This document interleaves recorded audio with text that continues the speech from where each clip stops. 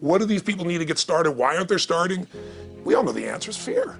But the difference with you guys or me or anybody who's followed through is we're more afraid of what life would be like if we don't follow through than the person who's willing to settle for what they got and kind of hope it'll change and maybe purchase something for the moment and then not follow through on it.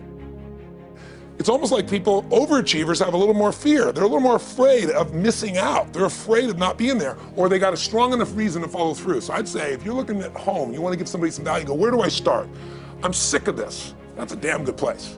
That's probably why they bought the product in the first place, but now they're not. To escape from that for just a minute. What's that? They bought the product to escape from that state. Just for a moment. Yeah. So, because well, guess what? What makes people excited is progress. You don't have to be at the goal yet to feel alive again. You have to make progress. And the first step to progress is making a decision and buying the product. But then they don't do the second step, which is open the damn thing up. I think another powerful distinction that you're hitting on here is the fact that a lot of people that have breakthroughs in their lives, like including Frank and I both in different, success stories, situations, whatever you want to call them, is that, people typically hit rock bottom before that must is a reality. You're right. So, in thinking of that, because a lot of things as well, like we hear in marketing, like if you had a gun to your head right now and you had to make money in the next, 48 hours, what would you do? And that really resonates with people. But so I just wanted to bring this into the conversation because I think a big part of the market of all these people aren't people that have their backs completely against the wall yet. That's right. Okay, so they're not in a must situation yet. They're in a desire situation where they're okay in their lives. They do have big dreams and ambitions. They do want greater things.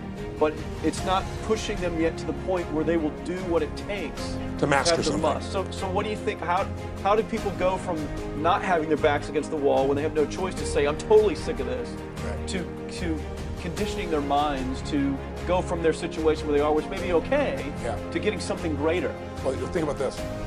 What pisses you off and what excites you is all relative.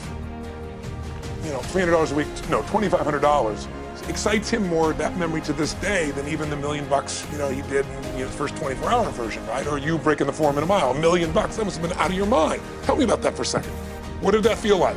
You make $1 million in 24 hours. Nobody in the history of the internet's done it. Euphoria. Yeah. It was just unbelievable. What was your? It wasn't even about the money. That's exactly right. That's exactly right. It wasn't really about the money. No, it wasn't. I wasn't thinking like, oh, that's how many cars I can buy. No. It just wasn't. It was just. It was just breaking through like another barrier of progress. So at that point, it wasn't about your back to your wall. At that point, what it was really about— It was a further point for my fear, is what it really was. Further point for your fear, and for some people, and I think in some cases, it's also a recognition of who I am and what I'm capable of. So for somebody whose life is already great, this is about, what if I could take on another skill that could create more freedom for my life? And just saying, I'm not going to go out and try and do it all perfectly right now. What I'm going to do for the next 8 weeks, I'm going to create a little ritual. I'm going to do one thing a day to condition my mind, right? So that I get strong, so I follow through. I'm going to read something. I'm going to listen to something. I'm going to immerse myself. I'm going to go for an intense jog, or I'm going to go lift weights, but I'm going to do it consciously to get in a state where I'm going to follow through. That's number one, because people follow through when they're in state. Second, I'm going to get clear about why this is a must for me. Not because my back's against the wall, but because I want to master an area of life that could create some freedom. I'm not going to master it overnight, but I got the system, I got the plan. I'm going to do one thing a day. I'm going to work on one subject a week. This week's going to be about figuring out what the right product or industry is. Next week's going to be basics of building traffic. And each week I'm going to make a little progress, and I'm going to get to a goal, whatever that is. I'm going to make $1,000, my $300 in a week. I'm going to get to my $2,500. That first $2,500 is the most excited. Unbelievable. The first $300. I remember it's the most life-changing too. It is the most life-changing. I remember I was supposed to be a truck driver, making $24,000 a year because I'd be making the most anybody in my family had ever made. How'd that work out for you? Yeah, real well. Thank God I'm not driving a truck, right?